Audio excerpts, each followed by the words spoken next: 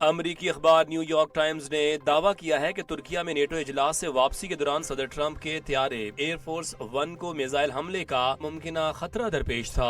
امریکی حکام کے مطابق انٹیلیجنس کو ممکنہ حملے سے متعلق متعدد معلومات موصول ہوئی تھیں، جبکہ نیٹو اجلاس کے قریب ایک شخص کو کندھے سے فائر ہونے والے میزائل کے ساتھ بھی دیکھا گیا۔ رپورٹ کے مطابق اسرائیل نے بھی امریکی انتظامیہ کو ممکنہ ایرانی حملے سے خبردار کیا تھا، جس کے بعد ٹرمپ کو خفیہ طور پر فوجی طیارے میں منتقل کیا گیا۔ تاہم کوئی میزائل فائر نہیں ہوا اور حملے کے خطرے سے متعلق اطلاعات کی صداقت بھی واضح نہیں ہو سکی۔ بلوچستان میں دہشت گردوں کے خلاف کارروائی کے دوران فتنۃ الہندوستان سے وابستہ مزید 10 دہشت گرد ہلاک ہو گئے، جبکہ دہشت گردوں کے ذخیرہ کیے گئے بارودی مواد کے دھماکے میں 3 شہری بھی جاں بحق ہوئے۔ ISPR کے مطابق واقعے کے بعد سیکورٹی فورسز اور بلوچستان پولیس نے مشترکہ کلیئرنس آپریشن شروع کیا اور فرار ہونے والے دہشت گردوں کا سراغ لگا کر مؤثر کارروائی کی۔ ترجمان پاک فوج کے مطابق ان واقعات میں اب تک فتنۃ الہندوستان کے مجموعی طور پر 18 دہشت گرد ہلاک کیے جا چکے ہیں، جبکہ فائرنگ کے تبادلے میں مزید 2 جوان زخمی ہوئے۔ علاقے میں باقی دہشت گردوں کے خاتمے کے لیے سینیٹائزیشن آپریشن جاری ہے۔ ISPR کا کہنا ہے کہ دہشت گردی کے مکمل خاتمے تک سیکورٹی فورسز کی کارروائیاں بھرپور انداز میں جاری رہیں گی۔ ایرانی عہدیدار نے دعویٰ کیا ہے کہ تہران اور واشنگٹن کے درمیان جنگ بندی میں توسیع پر براہ راست کوئی بات چیت نہیں ہو رہی۔ رائٹرز کے مطابق ایرانی حکام کا کہنا ہے کہ امریکہ نے عبوری معاہدے کی 48 گھنٹے بعد خلاف ورزی کی اور چند روز بعد معاہدے سے دستبردار ہو گیا۔ ایرانی موقف کے مطابق معاہدے کی بحالی اور نئی مدت سے متعلق ثالثوں کے ذریعے پیغامات کا تبادلہ جاری ہے، تاہم تاحال کوئی پیش رفت نہیں ہوئی۔ دوسری جانب پاکستانی حکومتی ذرائع نے دعویٰ کیا تھا کہ امریکہ اور ایران 60 روزہ جنگ بندی میں توسیع پر متفق ہو گئے ہیں۔ دونوں جانب سے متضاد بیانات کے باعث جنگ بندی میں توسیع اور کشیدگی میں کمی کے امکانات ایک بار پھر غیر یقینی ہو گئے ہیں۔ FPCCI نے گڈز ٹرانسپورٹرز کی ہڑتال پر تشویش کا اظہار کرتے ہوئے ریڈ الرٹ جاری کر دیا ہے۔ FPCCI کے سینئر نائب صدر ثاقب فیاض مگو کے مطابق ہڑتال کے باعث صنعتی خام مال کی ترسیل تقریباً رک گئی ہے، جس سے صنعتوں کا چلنا مشکل اور کاروباری سرگرمیاں متاثر ہو رہی ہیں۔ انہوں نے کہا کہ بندرگاہوں پر کھڑے درآمدی کنٹینرز پر بھاری ڈیمیرج عائد ہو رہے ہیں، جنہیں ہڑتال کے دوران معاف کیا جائے۔ FPCCI نے حکومت اور ٹرانسپورٹرز کے درمیان مفاہمت کے لیے کردار ادا کرنے کی پیشکش کرتے ہوئے فوری مذاکرات پر زور دیا ہے۔ ثاقب فیاض نے پیٹرولیم مصنوعات کی قیمتوں میں روزانہ رد و بدل کے نظام پر بھی نظرثانی کا مطالبہ کیا ہے۔ اقوام متحدہ نے انکشاف کیا ہے کہ افغانستان کی انٹیلیجنس ایجنسی نے UN امدادی مشن کے 2 اہلکاروں کو گرفتار کر لیا ہے۔ اقوام متحدہ کے مطابق طالبان حکومت نے گرفتار اہلکاروں کے خلاف عائد کردہ الزامات سے اب تک آگاہ نہیں کیا اور نہ ہی UN حکام کو ان سے ملاقات کی اجازت دی گئی ہے۔ اس سنگین صورتحال پر اقوام متحدہ کے سیکریٹری جنرل انطونیو گوتریس نے شدید تشویش کا اظہار کرتے ہوئے طالبان سے زیر حراست اہلکاروں کی خصوصی حیثیت کے احترام کا مطالبہ کیا ہے۔ انہوں نے زور دیا ہے کہ طالبان عالمی ادارے اور اس کے اہلکاروں کو حاصل تمام مراحت اور سفارتی استثناء کی مکمل پابندی یقینی بنائے۔ نائب وزیر اعظم اور وزیر خارجہ اسحاق ڈار نے بحیرہ احمر میں تجارتی جہاز پر حوثیوں کے حملے کی شدید الفاظ میں مذمت کی ہے۔ حملے کے نتیجے میں 3 پاکستانی شہری جاں بحق جبکہ 1 زخمی ہو گیا ہے۔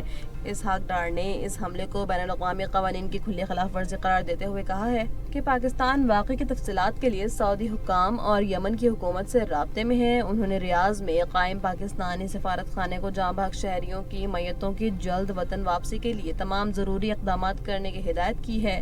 دوسری جانب ترجمان دفتر خارجہ نے بھی واقعے کو افسوسناک قرار دیتے ہوئے کہا کہ پاکستان بین الاقوامی پانیوں میں محفوظ اور آزادانہ جہاز رانی کے لیے اپنی عالمی ذمہ داریاں ادا کرنے کے لیے مکمل تیار ہے۔ زمبابوے کی کریبا جھیل میں گنجائش سے زیادہ مسافر سوار ہونے اور تیز لہروں کے باعث ایک مسافر کشتی الٹ کر حادثے کا شکار ہو گئی ہے۔ حکام کے مطابق 90 افراد کی گنجائش والی اس کشتی میں 114 بالغ مسافر، عملے کے 5 ارکان اور کچھ بچے سوار تھے۔ اس المناک حادثے میں 15 افراد جان کی بازی ہار گئے جبکہ 27 افراد تاحال لاپتہ ہیں۔ ریسکیو ٹیموں نے بروقت کارروائی کرتے ہوئے 77 افراد کو بحفاظت نکال لیا ہے اور لاپتہ افراد کی تلاش کے لیے بڑے پیمانے پر ریسکیو آپریشن جاری ہے۔ आई जी सिंध पुलिस जावेद आलम ओढ़ो ने एतराफ़ किया है कि ताजिर मीर रजा अली केस की इब्तदाई तहकीकात में कोताहियाँ हुई हैं और अब नई मेडिको लीगल रिपोर्ट की रोशनी में शफाफ और आज़ादाना तफ्तीश की जा रही है। सिंध बार कौंसिल में तकरीब से खिताब करते हुए उन्होंने कहा कि कानून के मुताबिक तमाम जिम्मेदारों के खिलाफ बिला इम्तियाज कार्रवाई की जाएगी। आई जी सिंध का मजीद कहना था कि वकला और पुलिस एक ही क्रिमिनल जस्टिस सिस्टम का हिस्सा है और मिलकर काम करने से निज़ाम मजबूत होगा। उन्होंने ये भी इंकशाफ किया कि गुज़श्ता 7 माह के दौरान 27,000 पुलिस एहलकारों को सजाएं दी गई हैं, जबकि कराची में मजमूई अमन व अमान बेहतर है और जराइम में 14% कमी आई है। मुल्क भर में मानसून के आगाज के बाद शदीद बारिशों का सिलसिला जारी है, जबकि मुख्तलिफ इलाकों में सैलाबी सूरत हाल भी पैदा हो चुकी है। ऐसी सूरत हाल में अपनी और अपने अहल खाना की हिफाजत के लिए किन एहतियाती तदाबीर पर अमल करना जरूरी है, आइए इस डॉक्यूमेंट्री में जानते हैं।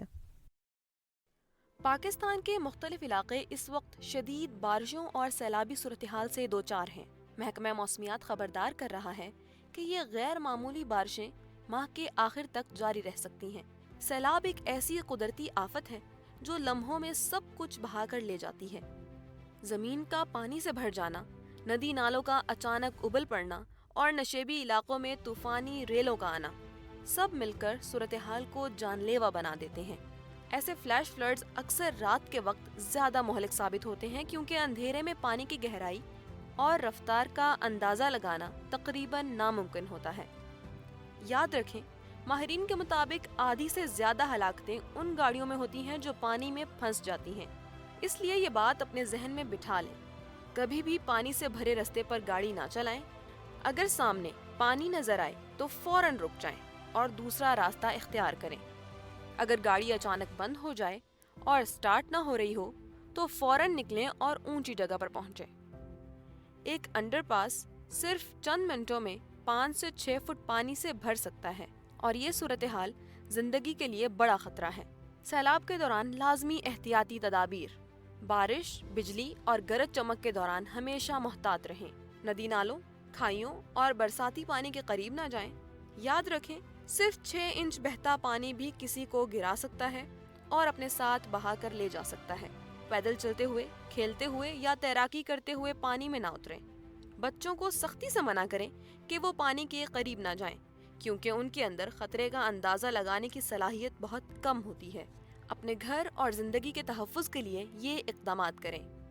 कम से कम 3 दिन का पीने का साफ पानी, खाने पीने का सामान, torch, mobile power bank, first aid kit, नकदी और 7 दिन की ज़रूरी अद्वियात अपने पास रखें।